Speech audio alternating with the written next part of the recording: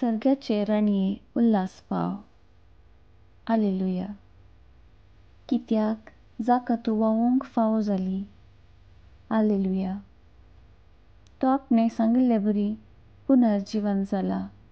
हालेलुया. आंबा पासत देवा लागीं माग. हालेलुया.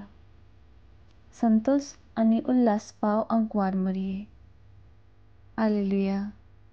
कित्याक स्वामी खरोच पुनर्जीवन जाला. हालेलुया.